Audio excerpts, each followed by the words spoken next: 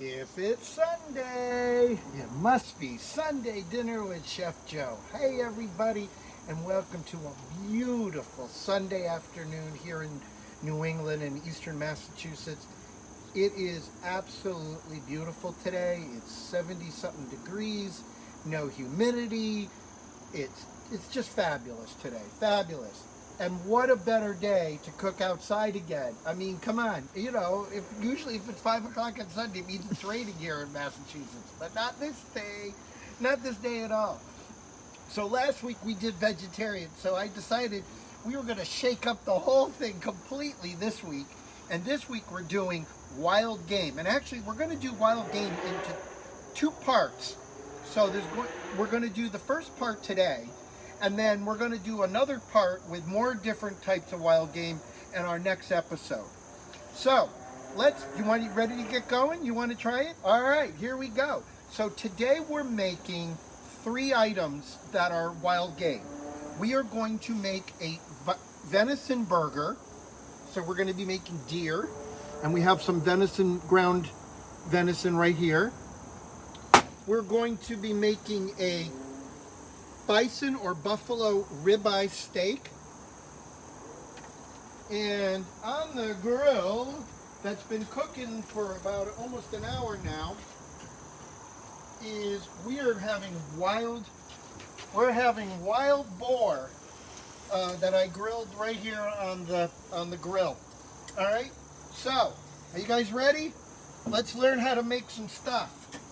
All right, let's start off with our venison burger. So right here I have, this is a 6-ounce portion of ground venison, and what I'm going to do is I'm going to sprinkle in about a teaspoon of salt. Okay, same thing on the pepper. Okay, beautiful pepper in there. All right, and then that starts off pretty normal, right? All right, but then we're gonna get a little funky with this. We're gonna do this because a lot of people believe, that venison has kind of what they call a gamey taste, and it can kind of have a gamey taste.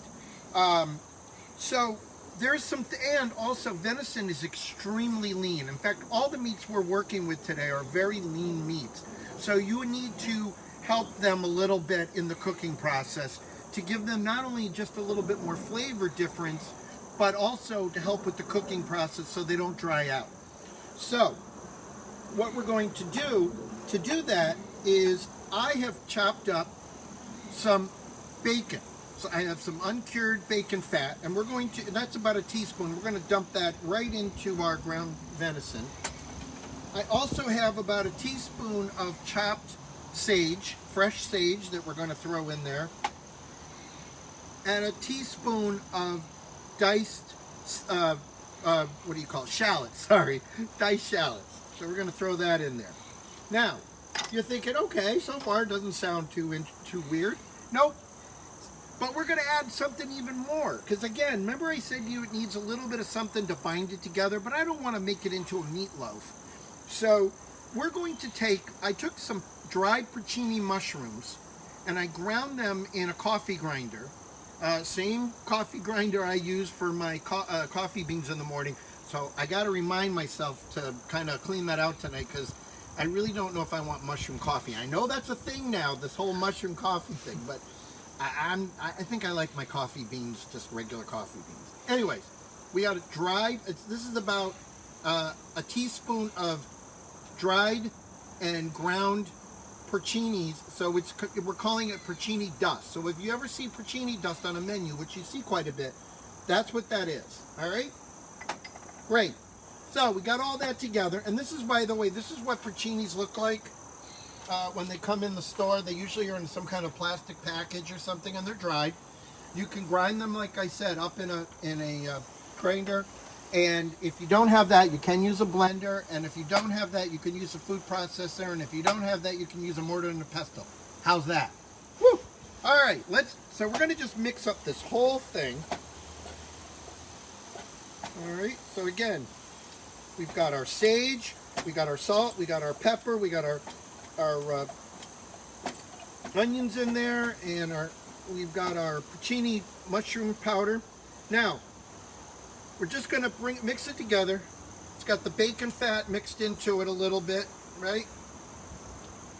All right, now we're going to take a little more of the porcini mushroom dust, and we're going to sprinkle it on the outside. This stuff really, if you smell it, it almost has like a woody, hickory, woody smoke to it, so flavor to it. So it'll actually create a little bit of smoky flavor to your, and we're going to literally just put those right on the grill. And it just so happens, while we're going to do that, there's one that I have cooking, and what I did is I just topped it with a little Gruyere cheese. And now what I'm going to do is I've got a nice brioche bun here. All right, and we're going to just put that brioche bun right on there, and we're going to grill that for a minute. And we're going to talk a little bit about our bison ribeye. So this is a bison or buffalo ribeye. Bison and buffalo are the same thing, just so you know. And I know this for two reasons. One, the name of my high school mascot, and all those who went to high school with me know that we were the Blue Bisons. And two, I lived in Buffalo, as we talked about in the past, for 9 years. So I know what bison and buffalo are, and they're actually the same thing. All right. So all I've done with this is, again, it has a little bit more of a marbling to it because it is the ribeye part of the buffalo. But again, it's a very lean meat. And all I did to it, I made it really simple. I just put a little Worcestershire sauce on it, so that's what you're seeing. And then I just sprinkled a little Montreal seasoning on it. So we're going to literally throw that right on our grill, like that. All right. I'm going to grab this off. Okay, we're going to put that there. Now, let's see how our bun looks. Our bun looks delicious. Our bun looks delicious. All right. Ready to plate? So, to plate it, what I'm doing is I'm taking a piece of Bibb lettuce and putting that on the bottom. Then I've got myself some sweet Vidalia onions before they go out of season completely, and a beautiful tomato, because the tomatoes are so gorgeous this time of year. Our beautiful venison burger. Look at that burger. I mean, come on, guys. With our Gruyere cheese. All right. And then I got a little bit of my secret sauce. A little bit of secret sauce on top. It's not so secret. Just so you know, if you add a little ketchup, a little mayo, and a little sriracha, it becomes my wife's favorite sauce. So anyways, that right there, ladies and gentlemen, is one gorgeous looking venison burger. I mean, come on. You know you want to try that. You know you want to try that. All right, so let's put that over here. Oh, by the way, in our segment of What's Joe Drinking Today? Joe is drinking, because it goes well with what we're having, Long Trail Ale from Vermont. My friends up in Vermont. I love all my friends in Vermont. So, cheers to all of you. Oh, wow. It just goes so nice. Late summer beer. Oh, just fantastic. Guys at Long Trail, they know what they're doing. All right. While we're waiting on our steak and our other burger to cook, let's pull off our pork, or our wild boar. So this truly is wild boar. Okay, you got that? And wild boar is pig. It is wild pigs, and I know what you're thinking. You're like, oh, come on, is it really wild boar? Yes, it really is wild boar. Wild boar comes from, there is a company that I got actually all of these three meats at, and it's called D'Artagnan, and they are now in a lot of these grocery stores, especially a lot of the higher end grocery stores, and they sell all kinds of meats that you can buy to do exactly what I'm doing. The steak, the venison, and the wild boar all came from this company called D'Artagnan. It's a brand, and they send their stuff, they sell it now in a lot of the grocery stores, and that's exactly where I bought it. So, wild boar, this is a wild boar roast. Now you're probably saying, hey, you put like bacon on over that? Yes, I did add bacon to the top of this. And the reason I added bacon is, again, as we talked about, wild meats that come out of the wild, and this wild boar, from what I've read on D'Artagnan's website, literally is a feral wild boar. So that means it came from the wild. And they don't have a lot of fat on them because they're always eating little things out in the woods, and they don't have a lot of fat on them. So that's another reason why what we did is we wrapped some bacon. And let's face it, everybody loves bacon. So, I have not seen this at all, you guys. I'm going to cut into it and see what it looks like for the first time. Oh, look at that. That is just beautiful, everybody. That is gorgeous. So, just so you know, with pork or wild boar, you want to cook it to at least a minimum of 137 degrees. Now, I like to cook it to about 140. Pull it off and then let it sit and go up to about 145. That's how I like it. The reason at 137 is because of trichinosis. Now, there has not been a case in the United States of trichinosis since World War II. However, there also wasn't a pandemic since 1920s. So let's face it, there's always a chance, right? There's always a chance. So let's cook it. Trichinosis is dead at 137 degrees. So as long as you cook it to at least 137 degrees, you are good to go. All right. So I gotta cut me a piece of this wild boar. This really looks good. Wow. All right. I'm not done.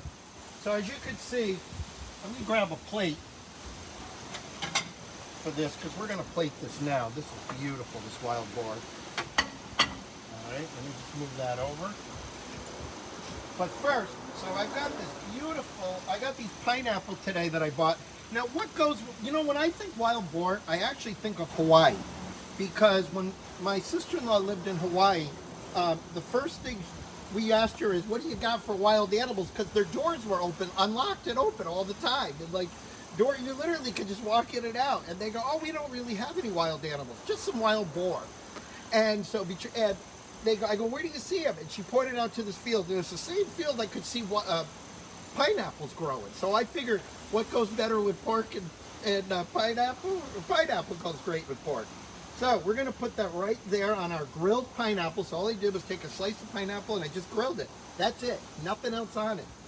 And then, you know me, I can't just have like one thing, right? Let's flip over our bison burger while we're waiting. All right, and as you can see, it doesn't flare up a lot. Again, not a lot of fat in there, so that little bit of bacon fat that we larded into it. And we're going to flip over our steak, see how that's doing. That's looking really nice. And in here, I have some small sweet potatoes. So, you want to know a cool thing, you guys? So, yeah, I'm a chef. But you know what? When I'm in my kitchen at work, I do things the way you would expect in a commercial kitchen when you're paying all this money for good food. But when I'm home, I cheat just like you guys. I really do. So at home, I took all these sweet potatoes and I threw them in the microwave first, not in the foil, but I threw them in a microwave for 5 minutes just to get them softened up. And then I literally from there put them in foil and finished them on the grill. And let's see how they look. Oh, look at that. Beautiful looking sweet potato. Gorgeous, nice and soft. So we're going to put that on our plate. All right. And you know what? I'm not done yet. I took some of that bacon lard. I took some of the shallot. I took some of the sage. And I took a little, because what we're probably going to serve tonight, besides the beer's our appetizer. For dinner, we're going to have a wine probably with our pork, and a Pinot Noir always goes well. I'm a red person, so Pinot Noir always goes well. So I literally just took some Pinot Noir and just had reduced this down. And we're going to just put a little bit of that all around there, just like that. Look at that. That is gorgeous, you guys. Huh? Isn't that beautiful? All right, and then last but not least, we're just waiting on our steak. And again, you can cook buffalo, you can cook any way you want. You can cook it to any temperature, medium, rare, any of it works. So we'll grab our steak off of the grill. All right, got our steak. We got another potato for our steak. We'll cut that open, give it some prettiness. And you know what's even cooler is that we could even throw a little bit of that sauce actually on our steak and give it a little more, a little bit of flavor, because this will work really well even with the steak. All right, we're gonna throw all that right on there. Look at that. All right, everybody. So we have bison or buffalo ribeye. We have our venison, which is falling off, our venison burger, beautiful venison burger. We have our wild boar plate. And so next week, we're going to take a break. We're going to take a 1-week break. It's Labor Day weekend next weekend, which I sorely found out after I lost a bet today with my son. But anyways, we are going to take a break next weekend so we can enjoy here at our house Labor Day weekend.